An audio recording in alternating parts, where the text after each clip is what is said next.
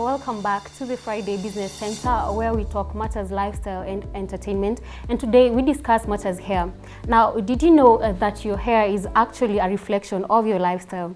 Hair care is a massive and dynamic industry, not only limited to women, but men too. According to Euromonitor, beauty in Kenya is a 58 billion shillings industry that provides an income for hundreds of thousands of people, from beauticians to makers of beauty products. Globally, the market is growing significantly and has assessed an average of 40% of the world's population, both men and women. Are you part of the statistics? Now, how does your lifestyle affect your hair? Our expert on hair matters, a consultant at Kichana Finesse consultancy, Tole Shuma, will help us unflesh issues surrounding baldness, wig business in the country, and break lines between healthy and unhealthy hair. Karibu sana. But before we get right into it, I have a few fun facts about hair. Now, did you know that you shed around 50 to 150 strands of hair on a daily basis? Well, I didn't know. An average head has about 100,000 to 150,000 strands of hair. Fun fact number 3, the lifespan of hair is about 5 years, and not two strands of hair are aged the same. Fun fact number 4, hair covers about 95% of the total skin area. And our last fun fact, if a man never shaved his beard, it will get up to 30 feet long. You know, Tole, 30 feet is about 9 meters. That is very, very long.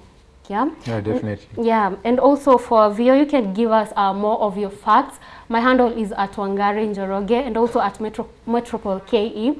What are other fun facts about hair? Now, let's get right into the discussion, Tole. Let's start with baldness. What do you mean by baldness, and is there a difference between baldness and hair loss? Well, baldness is basically caused by hair loss. So there's a difference between being bald and hair loss. So the process of getting to be bald, it's when you lose your hair abnormally, because there's a normal way of losing hair and there's the abnormal way of losing hair. Just like you've mentioned, the number of strands that you lose in a day, if it passes that threshold, then it means you are getting into the abnormal phase of losing your hair. And at what point exactly are you termed as bald? You are termed as bald when you lose more than you're talking of 150 strands of hair per day, and that means also that every time you lose the normal loss of hair every day, new hair is being regenerated. Mm-hmm. So when you get to that point of being bald, then it means the new hair is not being regenerated.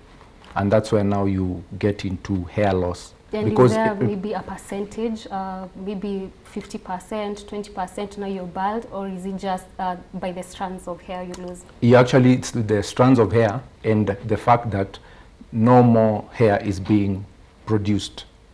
Okay. And under your scalp. And let me ask you, apart from old age and it being genetic, what are the other causes of baldness? At what point does my hair decide, oh, I'm not growing back on that particular section? Well, there are different types of hair loss. Like you've just mentioned, there's that the most common basically is age, that comes with age, which is genetic mainly, because not everyone who is old loses hair. There are people who get gray and there are people now who lose hair. So, and then there's this other type of hair loss that is caused by pregnancy, just after delivery, where you find that women lose hair, but not all. And then you find there's this other type of hair loss that is caused by chemicals and this harsh what do you call them? Tightening of the hairstyles and things like that. And let me take you back to hair loss and baldness. Yes. Hair loss can be retracted. It's something that maybe I can do something about it and my hair grows back. But baldness, it's like a one way. If you're bald, you can never go back. Is it like that? Well, it just depends on what has caused your hair loss, like we said, because there's the permanent hair loss and there's also the temporary hair loss, which mainly gets caused by, say, stress and things like that. So if you're talking about hair loss that is caused by genetic factors, rarely will you get back your hair. Okay. Yeah, so that's when people get to do the transplants and things like that, which kind of reverts hair back to normal. And are there types of baldness?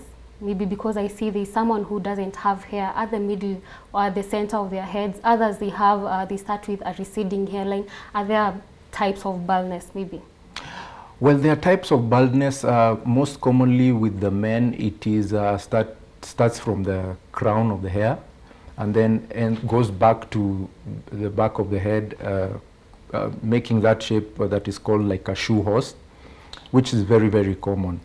And there's also this type of hair where it's an autoimmune disorder where your body attacks your normal cells, that they are not able to regenerate new hair. So that one is characterized by patches. You find those people who have patches in form of ringworms. So those are the basically types of hair loss that so we categorize baldness depending on where it appears on our heads?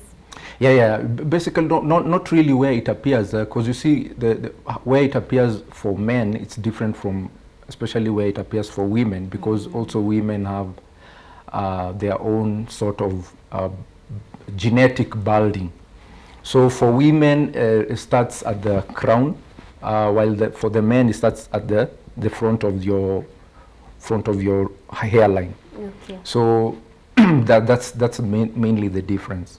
Let's talk about lifestyle, how it affects or how it brings about baldness here. What are the habits, lifestyle habits that can cause baldness? Well, some of the lifestyle habits that can cause hair loss, let me start with that. It's a stress-related type of, stress-related lifestyle diseases that can cause baldness. The other form of, can I think of any other that can cause? I think it's just the diseases and all that. But I hear there are people with eating disorders, and also there are diets that when you eat, your hair doesn't grow. Well, what happens is that if your health is bad, it shows on the hair. But mainly it doesn't mean that the hair won't grow, but there is a certain appearance of a person who's not eating well, or a person who's malnourished and things like that. Okay, and how so? What is in hair that shows that maybe I have, I'm sick, that reflects on my hair? Well, normal hair is supposed to be strong, healthy, shiny, and black. Okay. Yeah, so what happens when somebody is not very healthy, there's that pale, dull appearance that is a bit ashy. And there are those types of hairs when somebody is ill, it becomes curly. Yes, some people say you have curly, sort of curly hair. It's like it's been applied chemicals. Okay. So that's a sign. It's a sign of an illness. I was going through the internet today, and I found a case where there is a lady, as you said, pregnancy can cause hair loss here. But this lady, after she got the baby, it wasn't the same case. Instead of losing hair, it actually just grew, and it seemed healthier than before. What caused that exactly? So what happens, especially with the ladies when they just after pregnancy and delivery, what normally causes the hair loss, especially it's the hormonal imbalances. due to you know, breastfeeding and things like that, lack of certain minerals in the body and things like that. So, but you find that these ladies who, because of the pregnancy, it kind of triggers another reaction of where the hair probably was very dull and unhealthy, and then becomes, you know, it becomes this very vibrant and very good hair, and never goes back to the way it was. And now, what's the difference between healthy and unhealthy hair? You talked about the color, but again, there are people who are born with red hair naturally, yeah, and there are people who are blonde, you know. But now, how can I know that my hair is healthy other than the color of it? Other than the color of it, basically is if you're not shedding your hair, just going back to what we were saying, is if you're shedding abnormally strands within the hair, then it means your hair is very unhealthy. But if your hair is the color that it was, because people have different shades of color, then your hair is, so long as it's shiny and black, and you know, I mean, so long as it's shiny and, you know, not shedding, then you have healthy hair. Is there a way, Tole, that I can go back from a bald head to maybe having hair through using products? Are there products that counter baldness? Well, there are very few products, especially the ones that are very common and effective. There's one called minoxidil, and there's another one called finasteride. Okay. Those ones can be, you know, gotten over the counter, depending on the type of baldness, and those ones are known to aid in hair growth, but those are very, very specific. And in your years of being a consultant, what can you say? Is it dominant, mostly baldness, in men or women, and how are they embracing these products that you're telling me that can counter baldness, or they're just thinking, oh, now I'm bald, something natural? Yeah, people go through it when you're 30 or something like that. How are they embracing it, men versus women? Of course, there are more men who are bald than women, generally. So for men, it's some of them just decide to go totally bald, because, you know, like when you get bald, it's not every part of your head that has that doesn't have hair. Yeah. So there are people who choose a hairstyle that is called bald, meaning they shave off everything and they decide to they don't have hair at all, and they acquire, and it becomes like part of their style. But many people actually are very affected by being bald, because research has shown that bald people are less confident. You know, they're not so confident even when they're, you know, meeting the day-to-day friends, yeah, and things like that. Especially if maybe I was keeping an afro or I had long hair, that was my signature, you know. And then now my hair starts, I don't know, I start shining at the middle here. I think it really kills confidence and all. And you talked about hair transplant. Is that available in Kenya? Well, there are few clinics that are available in Kenya. Before, people used to go all the way to South Africa, but at the moment we have clinics in Nairobi that do hair transplants, and many people are embracing it.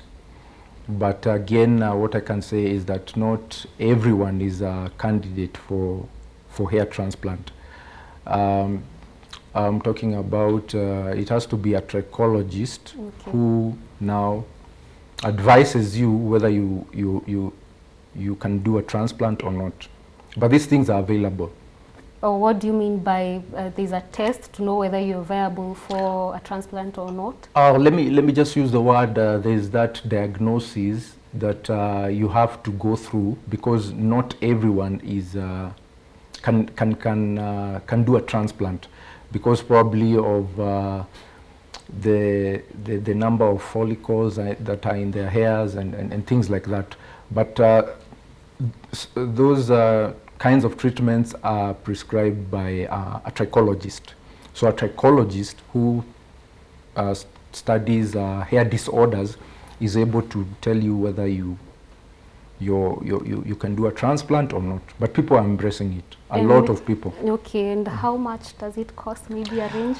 The least I know of is, because it also depends on the amount of hair you want to do and all these things, but the least amount of money should be from 200,000. 200,000 Kenya shillings. And is it like a mat? Is it like a mat they are putting on my head, or how do they do it? No, actually, it's a transplant. It's hair transplant. So meaning follicle by follicle, or just something they have collected that has hair on it, and then they just mount it on my head. No. So what happens is there's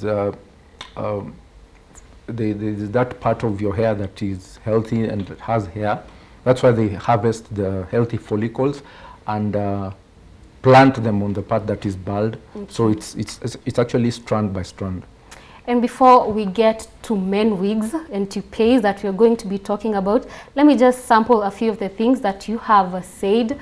Fun facts about hair. Here I have Maureen Karimi tuning it from South B. She says that one is only considered bald when they lose 50% of their hair. Tole, 50% is a lot. I mean, I'm not bald when I've lost like 20%. It has to get to half of my hair. That's when now I enter the Bald Association, if there is one. George Njoroge, all the way from Nyandarua, says that men's hair grow faster than women's. Is that true? That's not true, because when you look, research shows that there are more bald men than women, and women's hair tend to grow thicker, fuller than men's hair generally. Okay, keep talking to me at Wangari Njoroge at Metropole KE. Those are the social media handles. And moving on, let's talk about toupees and men wigs. You know, men wigs, you know, men are really toxic when it comes to their masculinity. They don't want to be in wigs. Are there men wigs in Kenya? Well, there are men wigs in Kenya, which a few years back there were toupees. That's like some sort of wig that is placed on the bald part of your hair. But in recent times, you're seeing people embracing men wigs and men weaves. And these are things that the people who, especially who are not very okay being bald, they're really embracing, especially the young people. And is it like there's 4C hair, toupees in 4C hair? Yeah, they're actually toupees in different types of textures. So you just choose whichever is closest to your hair, or whichever the one you aspire to. Then you get to it, yeah. All right, and as we wind up, let's talk about generally men in the beauty industry, and not just in terms of hair. Right now we're talking about men doing facials, doing their nails. How are they turning up? You as a health and beauty consultant, how have you seen the numbers of men? Are they really getting closer to women, or are they still hiding in the toxic masculinity? There are many men who are embracing beauty generally, and things that were considered culturally maybe taboo and things like that. But a lot of men, especially young men, they're embracing beauty generally, and it's quite of course they can't keep up with the ladies, but there's quite a huge number of men that are embracing the facials, the steaming, the massages, the manicures, pedicures, and all these things that will make you look your best. Okay, now let me sample a few other replies from you. We have Lorenzo saying he's locked from Syokimau, thank you, and says that 75% of women in the world have dyed their hair.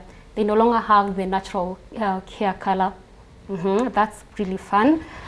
Jenyambura from Uguga says that the amount of weight an entire head of hair can support is 2 tons. Is that really logical? 2 tons is like, I don't know, 2 elephants or something. It's really heavy. No, 2 tons. That's a bit on the heavier side. Is that a fact, really? No, that's a myth. It has to be. 2 tons is a lot of weight, Jane from Muguga. Now we come to the end of the first part of the business center. Maybe before we close, Tole, you can tell us where we can find you. Well, where you can find me is Kichana Finesse Consultancy. That's on Facebook and Instagram and Twitter. All right. Yeah. Well, thank you for tuning in. My name is Wangari Njoroge, but don't you go away, because on the other segment you have Stephanie Waswa with what's on the trends. Have a good afternoon.